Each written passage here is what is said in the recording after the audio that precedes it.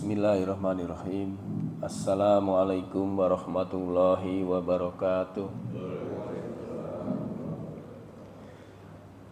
Alhamdulillah wassalatu wassalamu ala Rasulillah wa ala alihi wa sahbihi ajma'in, amma ba'du. Kita panjatkan puja dan puji syukur kehadirat Allah Subhanahu wa taala atas apa yang telah Allah limpahkan nikmat kepada kita semua, sehingga kita wajib bersyukur atasnya. Sholawat teriring salam semoga tercurah kepada junjungan kita Nabi Muhammad Sallallahu Alaihi Wasallam. Bapak-bapak jamaah subuh rahimakumullah. Pada pagi hari ini Kulsub akan saya sampaikan mengenai tempat yang utama di dunia.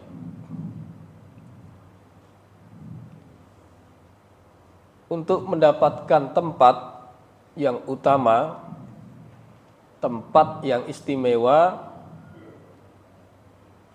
pasti akan butuh ketenangan, kenyamanan, dan tentu kesenangan, dan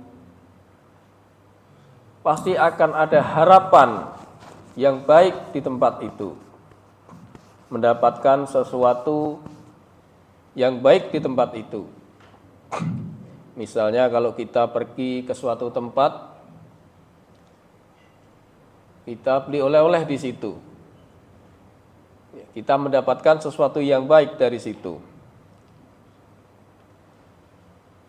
Tempat yang menyenangkan dan sebagainya itu tentu tidak ada celaan, tidak ada yang tidak menyenangkan, bahkan tidak ada sampai kita tuh dilaknat di tempat itu. Hatta kalau ditakdirkan kita meninggal di tempat itu akan membuat jiwanya tenang, membuat akhir yang baik.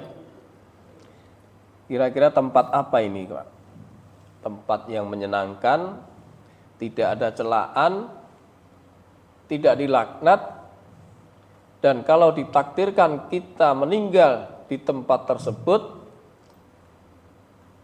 menjadi tempat akhir yang baik.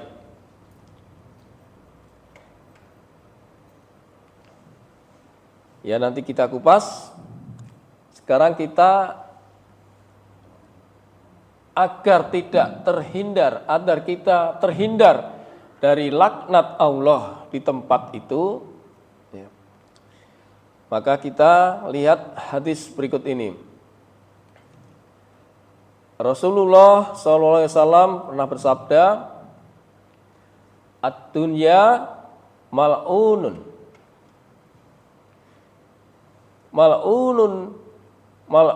Mal'unun ma fiha illa dzikrullah wa ma wal'ahu wa alimun au muta'allimun." Dunia itu terlaknat dan segala yang terkandung di dalamnya semua dilaknat. Jadi dunia dan seisinya itu dilaknat, Pak, kata Rasulullah. Kita bekerja, kita usaha, itu dilaknat. Illa zikrullah, kecuali orang yang mengingat Allah. Jadi kalau kita usaha supaya tidak dilaknat, maka kita harus mengingat Allah. Kita berzikir, kita berusaha, kita bekerja, tidak menyimpang daripada aturan. Nah, itulah yang tidak dilaknat. Kemudian yang melakukan ketaatan kepada Allah Subhanahu wa taala.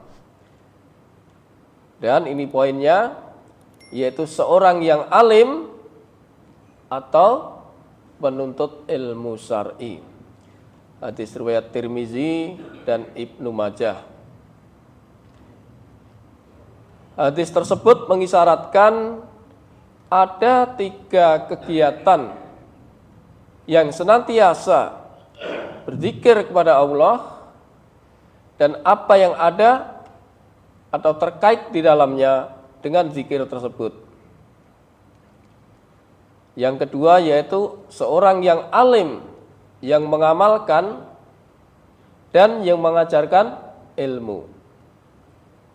Dan yang ketiga, orang yang belajar atau yang menuntut ilmu. Orang semua yang berzikir kepada Allah, kita taklim, belajar dan mengajarkan ilmu syar'i, inilah yang terhindar dari laknat Allah. Jadi pada saat ini kita sedang terhindar dari laknat Allah karena kita melakukan kegiatan yang ketiga tadi, Pak. Nah, seandainya di dalam kegiatan itu pun kita wafat atau kita meninggal, maka Allah akan meninggikan derajat seseorang yang meninggal di dalam majelis ilmu. Nabi SAW pernah bersabda dalam riwayat Imam Tabrani, "Man ja'ahu ajaluhu wa huwa yatlubul ilmi laqiyallaha wa lam yakun bainahu wa bainan nabiyyina illa darajatun nabuwah."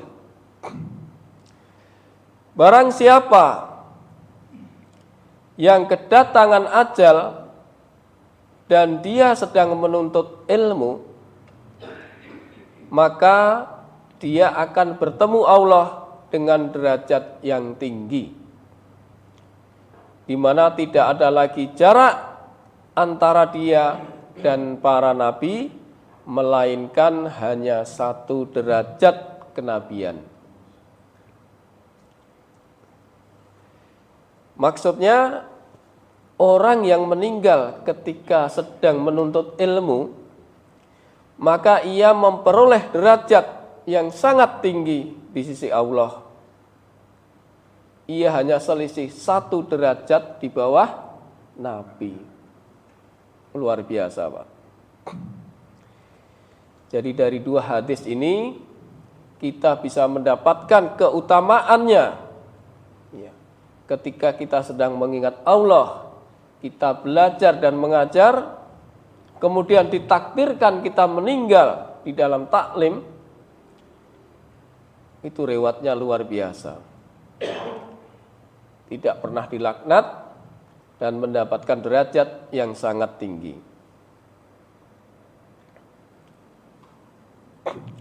Setiap orang tentu akan menginginkan tempat yang baik, tempat yang utama.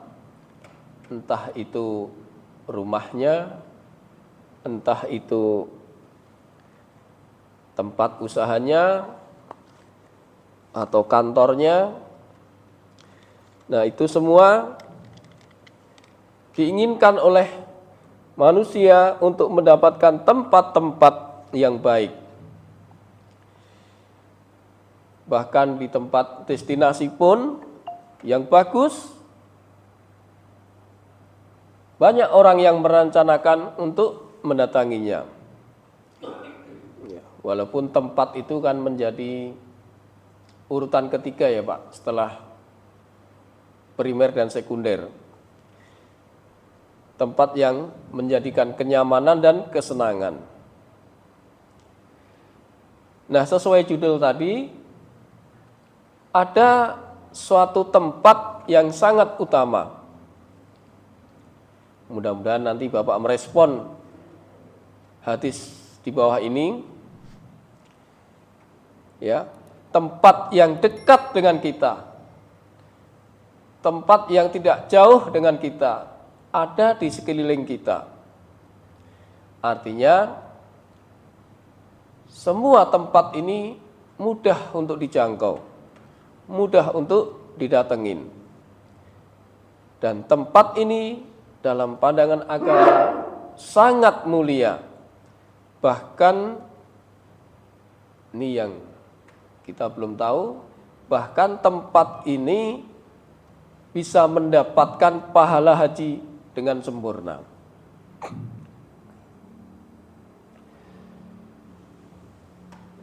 Kira-kira tempat apa ini, Pak? Kok bisa mendapatkan pahala haji ini, Pak? Rasulullah SAW pernah bersabda begini, Man ghoda ilal masjidi la yuridu illa an yata'alama khairan au yu'alimahu. Siapa yang berangkat ke masjid, berarti tempatnya masjid, tidaklah yang dia inginkan terkecuali untuk belajar dan mengajarkan kebaikan. Jadi niatnya berangkat ke masjid untuk belajar atau mengajarkan kebaikan. Kana lahu ka'ajri hajjin taman hujjatuhu. Maka dia akan mendapatkan pahala haji yang sempurna hajinya. Hadis riwayat Tabrani. Ya.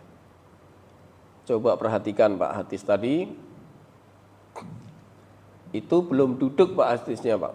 Baru berangkat. Belum sampai. Belum duduk. Baru berangkat. Barang siapa yang berangkat ke masjid, ya, hanya untuk belajar dan mengajar, maka mendapatkan pahala haji yang sempurna. Baru niat dari rumah, maka ketika dibiasakan kita ada taklim begini dari rumah, sekarang diniatkan Pak. Diniatkan selain untuk sholat subuh berjamaah, kita diniatkan untuk ikut taklim. Kenapa? Karena ini hadiahnya Pak, mendapat pahala haji yang sempurna. Jadi kalau seseorang datang ke masjid hanya untuk sholat subuh berjamaah, lalu zikir, dengan kegiatan yang ada kaitannya dengan zikir, misalnya seperti ini, taklim, untuk menuntut ilmu atau mengajarkan kebaikan, kemudian dilanjutkan dengan sholat syuruk pada waktunya, maka akan mendapatkan pahala haji yang sempurna. Nah sekarang ditambahin Pak, ada niat kita untuk taklim. Kalau tadi kan sholat subuh aja, sekarang taklim. Berarti ini mendapatkan double pahala haji. Kira-kira tertarik nggak ini Pak? Pahala hajinya ya Pak ya. Sedangkan pahala haji itu apa Pak kira-kira? Balasan pahala haji apa?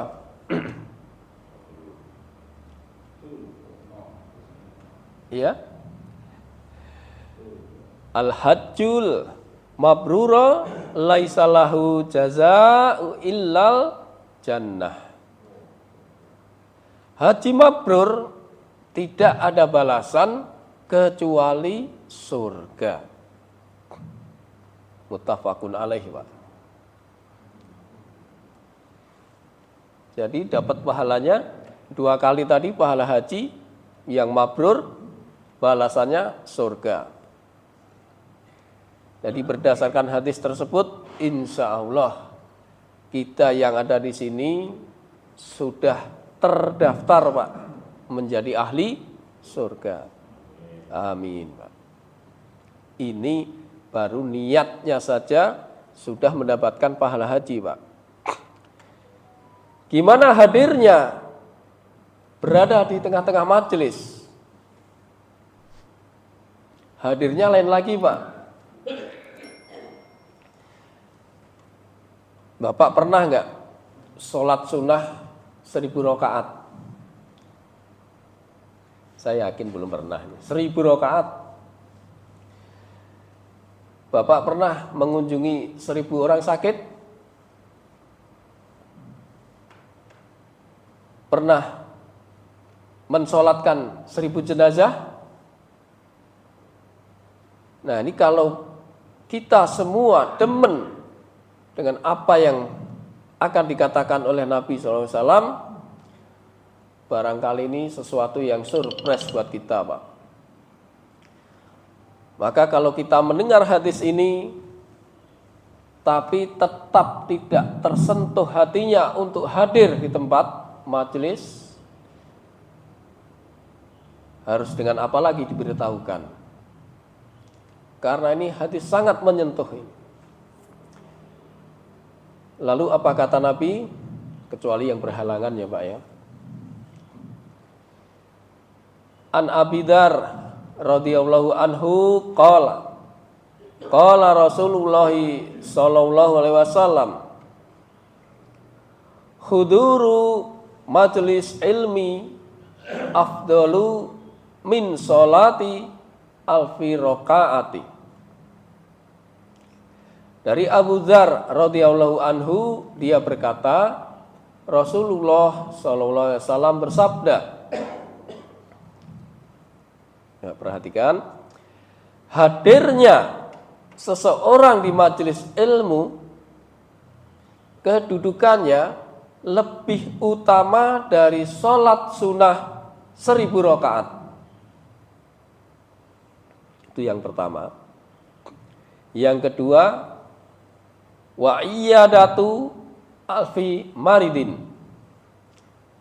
dan lebih utama dari mengunjungi 1000 orang sakit. Kemudian yang ketiga, wasuhudin alfi janazah, dan lebih utama mensolatkan 1000 jenazah. Hadis riwayat Ahmad dan Hakim. Gimana Pak tawaran ini atau ajakan hadir di majelis? Silahkan saja Pak, di taklim mana saja yang Bapak suka, terserah. Setiap ada kesempatan, tidak ada halangan, sering-seringlah kita duduk di majelis Pak, untuk mendapatkan pahala yang demikian. Luar biasa. Kita tidak akan sanggup barangkali sholat 1000 rakaat. Kita tidak akan sanggup untuk menengok 1000 orang sakit. Kita tidak akan sanggup mensolatkan jenazah 1000 orang. Maka dengan kita hadir di majelis, itu kita akan mendapatkan semuanya. Itu kan luar biasa. Itu tadi baru 2, baru berangkat dan hadirnya di majelis. Belum duduknya Pak. Belum duduknya untuk mendengarkan, melihat yang mengajar. Bahkan kalau Bapak duduk tanpa menulis 1 huruf pun enggak apa-apa. Semua akan diganjar oleh Allah Subhanahu wa taala. Maka jika seseorang sampai duduk, dari berangkat, hadir, duduk, memandang serta mengucapkan salam di dalam majelis, maka Allah akan memberikan sesuatu yang barangkali kita tidak akan sangka-sangka. Nabi sallallahu alaihi wasallam qala, ya Ibnu Mas'udin, julusuka sa'atan fi majlis ilmi la tamassu qalaman taktubu harfan khairun laka min itqi alfi raqabatin wa nadharuka ila wajhil alimi khairul laka min alfi farasin tasaddaqta biha fi sabilillah wa salamuka alal alimi khairul laka min ibadihi alfi sanatin. Nabi SAW bersabda kepada Ibnu Mas'ud radhiyallahu anhu, wahai Ibnu Mas'ud, dudukmu sesaat nih, dudukmu sesaat di dalam majelis ilmu tanpa kamu memegang pena, tanpa kamu menulis satu huruf pun, itu lebih baik bagimu daripada memerdekakan 1000 budak. Oke, zaman sekarang udah nggak ada. Yang kedua, pandanganmu kepada wajah seorang yang berilmu lebih baik bagimu daripada 1000 kuda yang kamu sedekahkan di jalan Allah. Kita satu kuda aja belum pernah, Pak, untuk disedekahkan. Gimana ini dapat 1000 kuda, Pak? Kan berlipat-lipat kalau gitu. Dan ucapan salammu kepada orang yang berilmu lebih baik bagimu daripada beribadah 1000 tahun. Hadis riwayat Tabrani. Jadi saya kira kita tidak akan sia-sia datang duduk di majelis, karena itulah tempat yang paling utama di dunia ini. Tidak perlu susah payah, bahkan tidak perlu mengeluarkan biaya. Inilah tempat di mana majelis ilmu adalah tempat yang paling istimewa, tempat yang paling utama. Makanya majelis ini menjadi jalan termudah untuk menggapai surga dengan cara kita menimba ilmu di dalam majelis ini. Jadi selain daripada tempat yang baik, maka tempat ini pula menjadikan seseorang mudah untuk masuk surga. Ya. Kata Nabi SAW, beliau bersabda, man salaka tariqan yaltamisu fihi ilman sahalallahu lahu tariqan ilal jannah. Barang siapa yang menempuh jalan untuk menimba ilmu, niscaya Allah akan mudahkan baginya jalan menuju surga. Hadis riwayat Abu Daud dan Tirmizi. Jadi selain dikatakan mudah untuk masuk surga, tapi ketika wafat juga mendapatkan derajat yang tinggi, mendapatkan keutamaan yang lebih, yaitu menjenguk 1000 orang sakit, seperti sholat sunnah 1000 rakaat, dan yang lainnya tadi. Nah, ketika seseorang itu keluar dari rumah sampai pulang kembali, itu seperti orang yang sedang berjihad di jalan Allah.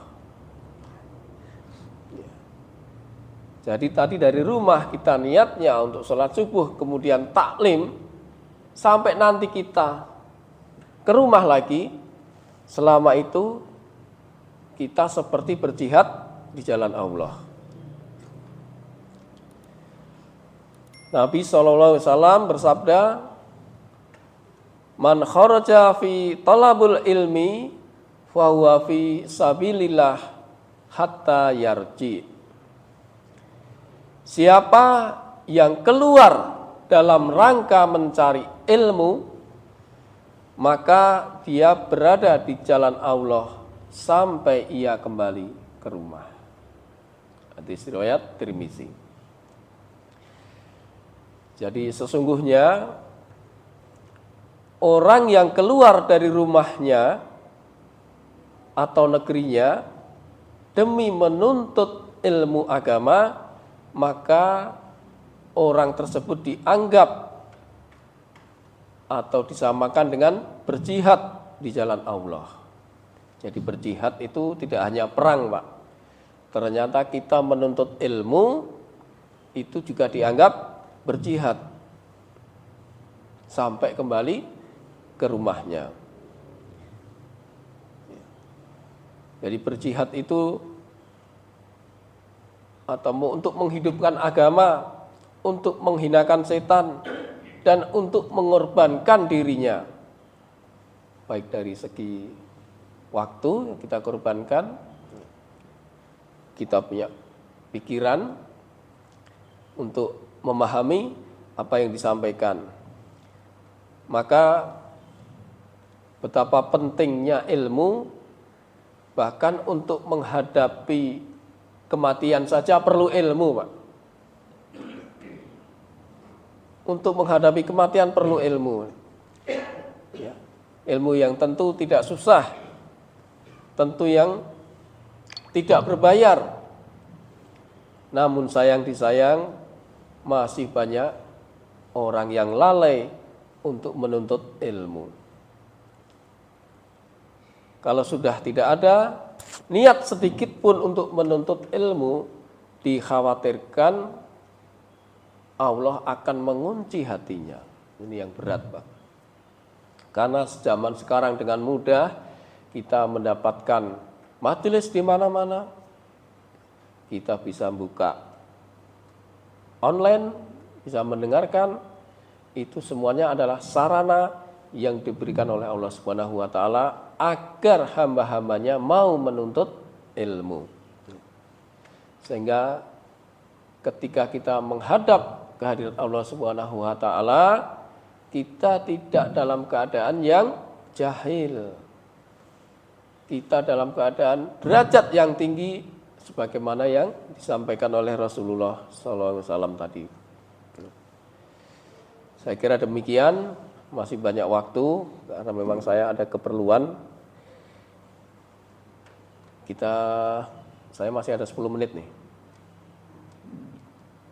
Ada tambahan? Ya, silakan. Waalaikumsalam warahmatullahi wabarakatuh.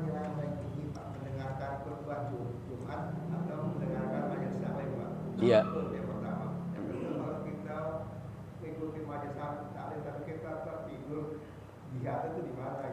Iya.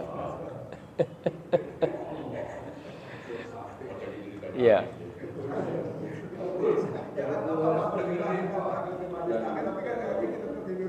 Iya. Ya baik, Pak.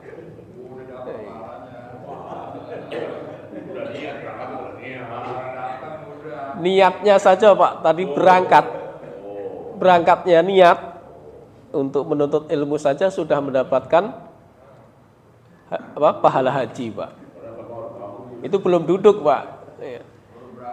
Baru berangkat ini. Maksudnya nyindir gitu, Pak. Jadi insya Allah nggak apa-apa, Pak. Karena di dalam majelis itu kata Nabi, ya, walaupun yang tidur, walaupun yang di luar, inguk-inguk apa, Pak? Ngintip-ngintip gitu ya, itu tetap diampuni, Pak. Mendapatkan ampunan gitu, Pak.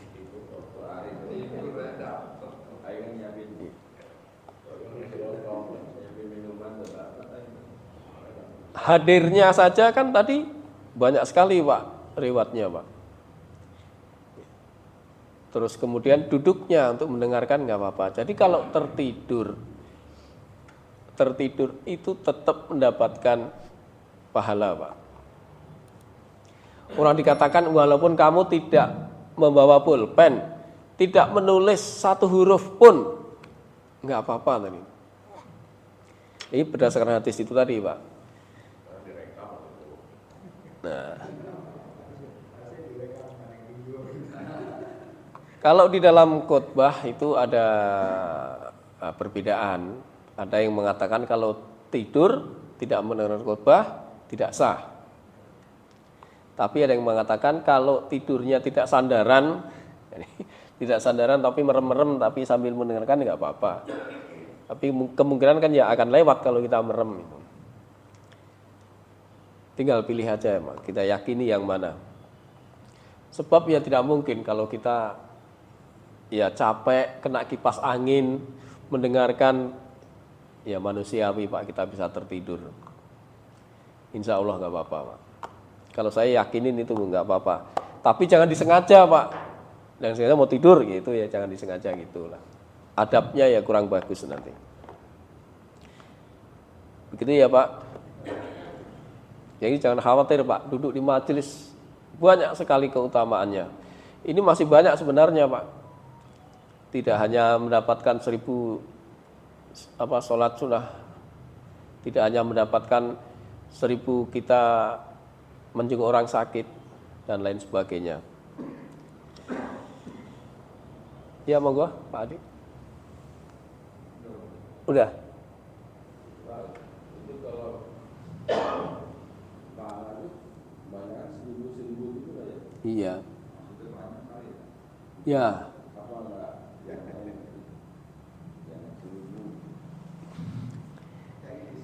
Teksnya memang 1000, Pak. Tapi ini ada ulama artinya itu banyak, Pak. Tidak terbatas itu, Pak. Tidak dibatasin 1000 gitu tuh, Pak. Artinya banyak sekali, lebih utama dari yang lainnya. Seperti apa kalau orang Arab itu kan kalau bilang sama gitu loh. Itu banyak itu. Itu yang saya ketahui seperti itu, Pak.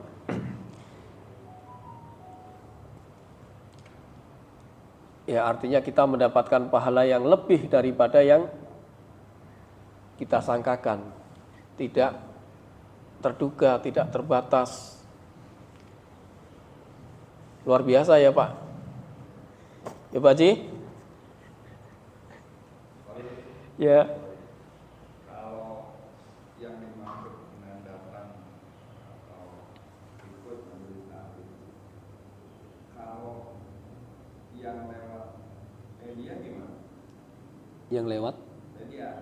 media. Apalah, Facebook lah, kan itu banyak tuh. Ya. Itu pahalanya apa ya? Ya di rumah. Jadi kan memang kalau di pagi hari itu di televisi kan ada. Iya. Itu biasanya yang pengalaman mertua orang tua gitu kan. Ya, buka TV gitu. Tapi nggak ke masjid. Iya. Iya, zaman Nabi kan belum ada media seperti itu ya. Tapi ini pendapat, Pak. Pendapat para alim. Kalau utamanya, afdalnya itu tetap datang di majelis, Pak. Karena bisa melihat orang yang mengajarnya, orang bisa memberi salam kepada orang yang mengajarnya. Tadi riwayatnya kan ada, Pak. Hadiahnya kan ada tadi. Tapi kalau kita mendengarkan, itu juga lebih baik daripada melihat yang lain, Pak. Itu akan menambah ilmu kita. Nah, adapun pahala apa seperti yang kita duduk di majelis, walau alam, saya nggak tahu, Pak. Karena kan ada pahala jalan ke masjid Ya, juga ya. iya. Beda-beda, Pak. Sholatnya di mana, Pak?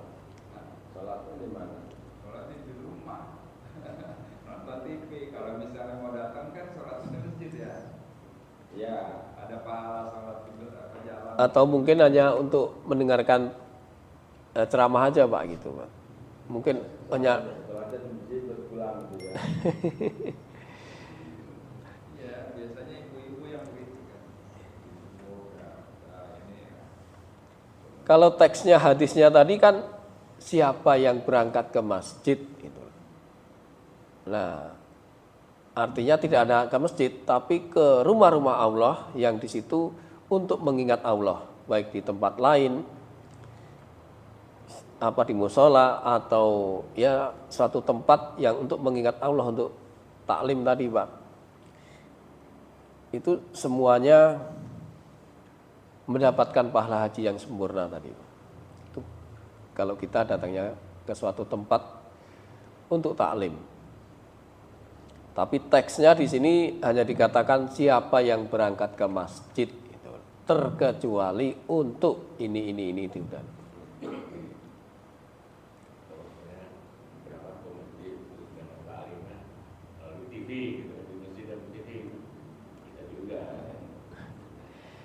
Dan saya udah ke masjid terus pulang, nontonnya di rumah gitu. Ya. Udah sayang gitu. Ya sayang Pak. Tadi tidak mendapatkan sholat sunnah 1000 rakaatnya, tidak mendapat pahala 1000 orang kita menyinggung orang sakit, tidak mendapatkan pahala menyolatkan 1000 jenazah. Kan sesuatu yang mustahil kita lakukan ini semua. Tapi hanya dengan duduk sesaat. Kata Nabi kepada Ibnu Mas'ud tadi, dudukmu sesaat di majelis ilmu gitu. Ya. Kalau sholat sunat suruh itu memang harus di masjid ya? Iya Pak, harus di masjid Pak. Karena itu berkaitan dengan zikir Pak. Ya, tidak harus taklim tapi ada berkaitan dengan zikir dari sholat subuh berjamaah, kemudian zikir, terus kegiatan apa yang ada di dalamnya? Ya misalnya ada taklim atau membaca Al-Quran. Nah itu semua kegiatan sambil menunggu waktu suruk, kita sholat suruk dapat pahala haji yang sempurna. Harus di masjid Pak. Sempurna. Ditambah kita niat dari rumah untuk taklim tadi mendapat pahala haji juga, jadi double Pak hajinya.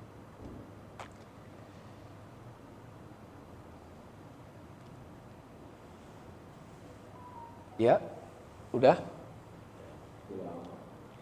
Ya Bapak nunggu sini, saya mau pulang dulu nih, ada acara. Demikian kita tutup majelis taklim pada pagi hari ini. Mudah-mudahan apa yang saya sampaikan bermanfaat untuk kita semua dan Allah ridho kepada kita semua. Kita tutup dengan doa kafaratul majlis. Subhanakallahumma wa bihamdika asyhadu alla ilaha illa anta astaghfiruka wa atubu ilaik.